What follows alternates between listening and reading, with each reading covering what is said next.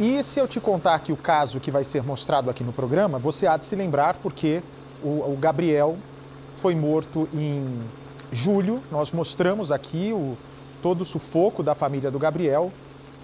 E você acredita que agora, 4 meses depois da morte do Gabriel, o pai dele, que conversou conosco, inclusive, na reportagem, na época, a Juliane, essa moça, mostra aqui, por favor, essa moça linda, que é irmã do Gabriel e filha do seu Beto.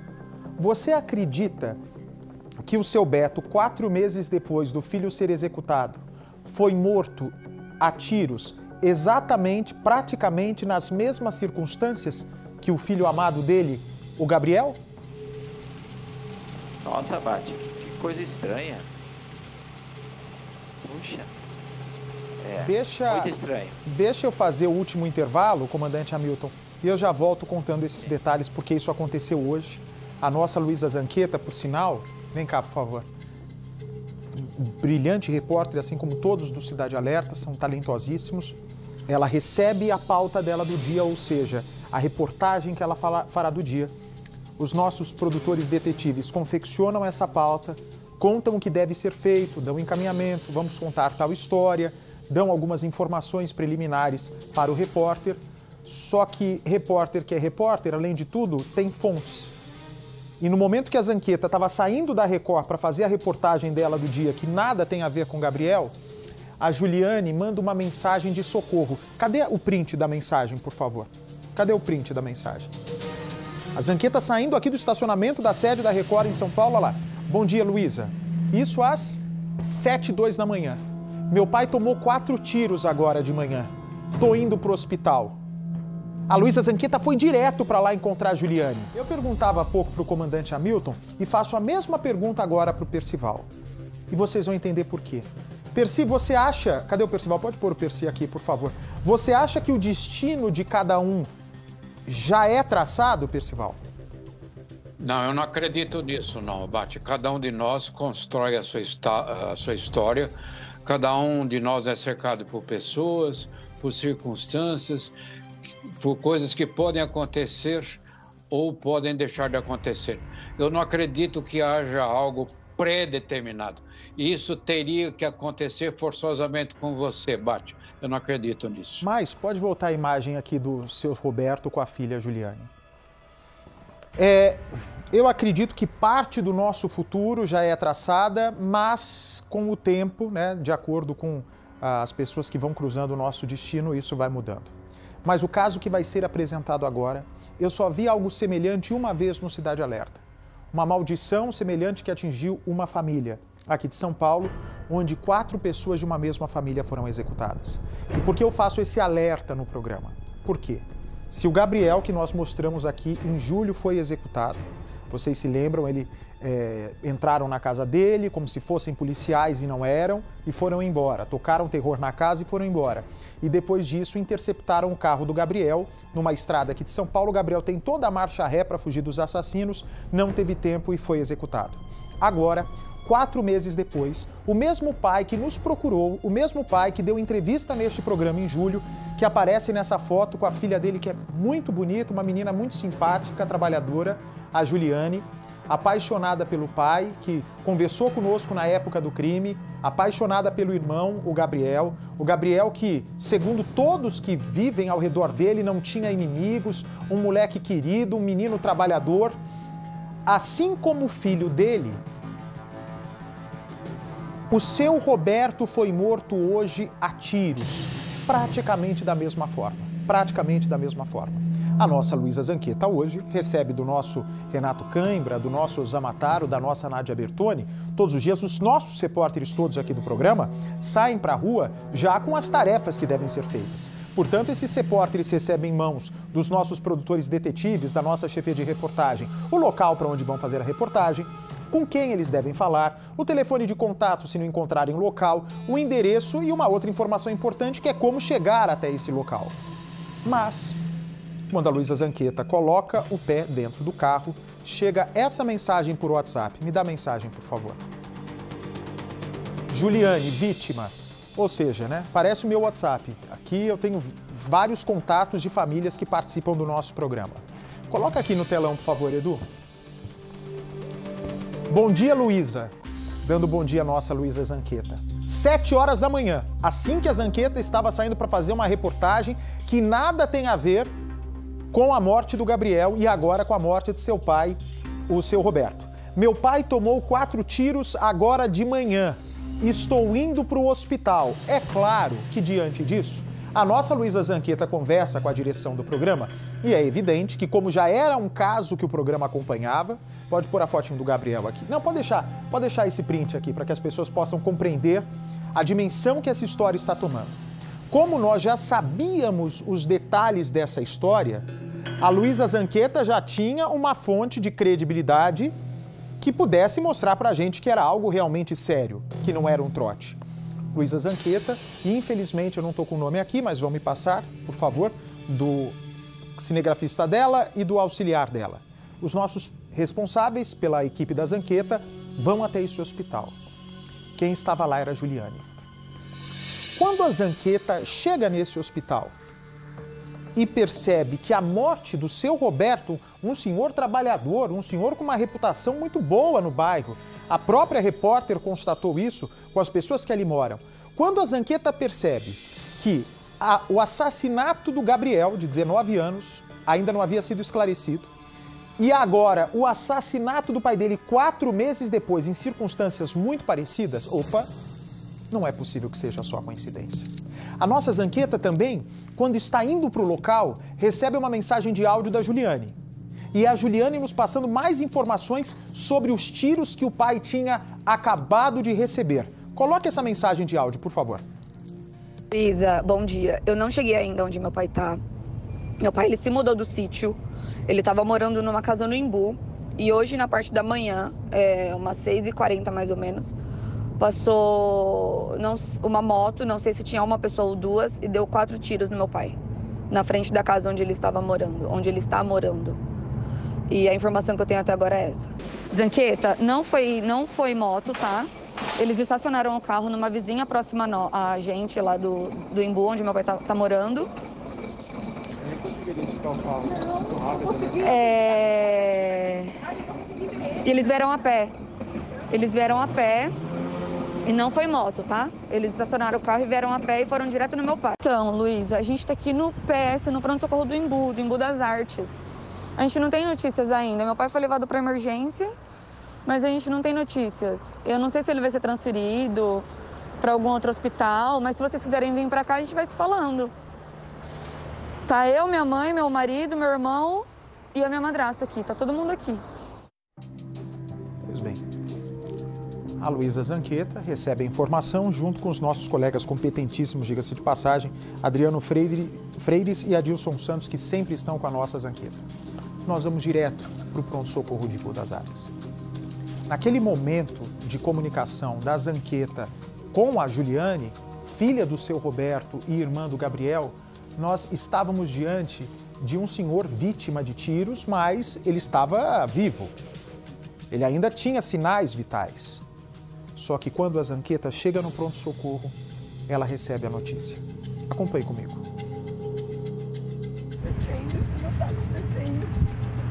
Ele morreu. Uma sensação de impotência quando a gente chega sabendo que não poderia fazer muito mais que isso. A Juliane recebe a notícia que, infelizmente, assim como o pai, assim como o irmão Gabriel, o pai também tinha morrido 4 meses depois. Isso hoje aqui em São Paulo. A filha do José Roberto acaba de receber a notícia de que o pai, que foi atingido por 4 tiros, morreu. Ele ia ser transferido de ambulância para um hospital, mas nesse exato momento ela foi informada que ele não resistiu aos ferimentos. É um momento bastante difícil para a família. Infelizmente, mais uma tragédia, ela que perdeu o irmão, Gabriel, meses atrás. Agora o pai também acabou sendo vítima de um ato criminoso. Quem matou Gabriel Borba e por quê? Uma abordagem suspeita no meio da estrada. Um tiro certeiro que tinha como alvo a pessoa errada? Vingança ou morte por engano? Qual o motivo por trás de um ataque tão violento? A família do jovem estoquista de 21 anos vive em meio a uma avalanche de dúvidas. Ninguém encontra uma só resposta para explicar o que aconteceu. Por que fizeram isso com ele? Um rapaz de 21 anos, cheio de sonhos, entendeu? É mais uma vida interrompida pelas mãos do ser humano. Eu acho que ninguém tem direito de tirar a vida de ninguém. Um episódio recente, envolvendo 2 homens que se passavam por policiais, pode ter, segundo ela, uma ligação direta com o assassinato do irmão. Houve um episódio muito estranho na terça-feira passada. Entraram na casa do meu pai, chamando o Gabriel. Falaram assim, Gabriel, abre a porta. Chutaram a porta. Aí meu pai falou, não vamos arrombar a porta. E aí ele abriu. E aí foi onde renderam o meu pai, deixaram ele deitado e o Gabriel sentado. E tudo que eles perguntavam para o Gabriel. E as perguntas eram sobre o quê? Perguntaram se tinha droga na casa. O Gabriel falou que não, que ninguém mexia com isso. E ainda falou assim, não, aqui não é o sítio da droga, o sítio da droga é em outro lugar. Pegaram os documentos deles, falaram que ia na viatura averiguar, porque se disseram policial, mas não tinha nenhum mandato de buscar apreensão, nada. Falou, realmente, não tem nada deles, nenhuma ficha criminosa deles, não tem nenhuma passagem. Aí falou assim, a gente vai trancar vocês aqui, daqui 10 minutos vocês saem. Pra mim foram as mesmas pessoas que entraram na casa do meu pai e foram as mesmas pessoas que executaram meu irmão. Segura, por favor.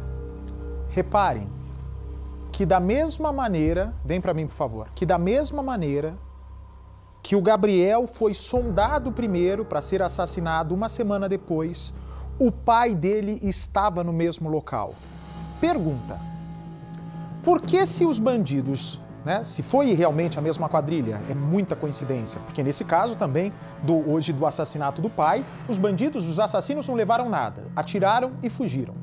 Por que quando eles invadem a casa do Gabriel e se o pai estava junto com ele em julho, por que só o Gabriel foi morto uma semana depois? Se a mesma quadrilha estiver realmente por trás, por que já não mataram o pai também? Isso não está batendo. O assassino, quando decide acabar com a vida de alguém, ele vai e ataca. Só que eles entram na casa, tocam terror durante 10 minutos, trancam o Gabriel e o pai, sem mais nem menos, se passam por policiais. Uma semana depois, em julho desse ano, matam o Gabriel. E agora, 4 meses depois, matam o pai. Por que esse intervalo de tempo? Algo que, para quem estuda história policial, é cercado de muito mistério. Vamos seguir na reportagem. A casa onde Gabriel mora com a família fica aqui numa região de sítios, em Itapecerica da Serra, na Grande São Paulo. Um local com bastante vegetação, bem afastado mesmo da cidade. E esse carro com os investigadores, os supostos investigadores, foi visto por moradores aqui da região circulando, rondando a casa de Gabriel dias antes dessa primeira abordagem. Agora, se esses mesmos 2 homens já tinham a intenção de executar Gabriel, por que não fizeram isso naquele dia, quando estiveram por aqui e haveria apenas o pai como testemunha? Ao lado da casa da vítima funciona um depósito de reciclagem. Conversei com um dos funcionários. Apesar da proximidade com a residência, ele não notou nenhuma movimentação estranha. Mas não pode dizer o mesmo de outros moradores da região. Eu vi só o comentário do pessoal pra lá, mas aqui eu não vi não. Ah, teve moradores mais pra lá que viram esse carro. Eles falaram o quê? 2 homens? Não, só falaram que estavam rondando um carro aqui, entendeu? Tava rondando um carro, mas não sabe dizer se tinha 2, tinha 3, entendeu? Nem conhecem essas pessoas, ninguém conhece. Não, ninguém conhece, entendeu? Perto dali, encontramos este feirante, vizinho de Gabriel e amigo de bairro. A rotina dele era serviço para casa, de casa para serviço. No final de semana ele jogava bola lá com o time da empresa. Um rapaz que nem saía para balada e não saía. Isso que eu acho estranho. Eu acho que foi engano. Um jovem trabalhador, dedicado aos estudos e apaixonado por futebol. do tipo que não arruma confusão com ninguém. Infelizmente, eu acho que foi engano mesmo. O Gabriel não fazia mal para ninguém. O Gabriel não. Isso eu ponho a mão no fogo por ele, que ele não fazia mal a ninguém, o Gabriel. Nem palavrão você viu moleque falando na rua. É muito iluminado, sempre correndo atrás dos seus objetivos, muito responsável, muito. Ele foi meu padrinho de casamento, inclusive. Só coisas boas, assim. O impossível para ela aconteceu. Ainda que estivesse na hora errada e no lugar errado, os atiradores agiram como se tivessem ordem para matar. Gabriel foi o único alvo de uma execução fria, presenciada pelo próprio pai. Como de costume, Gabriel saiu junto com o pai cedinho de casa para trabalhar. Cada um em um carro. O pai seguia na frente e Gabriel logo atrás. Quando eles chegaram nesse trecho aqui, que fica a mais ou menos uns 2 quilômetros de distância da casa onde eles moram, um carro prata fechou os 2 veículos. Dentro dele estavam pelo menos 3 ocupantes. Um desses homens desceu armado, bastante violento, agressivo e impiedoso. Ordenou que todos descessem do carro e deitassem no chão. Gabriel chegou a pensar em fugir. Tentou dar ré no carro, mas não conseguiu. Foi obrigado a descer do veículo e deitar de bruços ao lado do pai. Pois bem, esse foi o assassinato do Gabriel em julho. Hoje, 4 meses depois, aconteceu isso que a Zanqueta vai mostrar no programa. Acompanhe.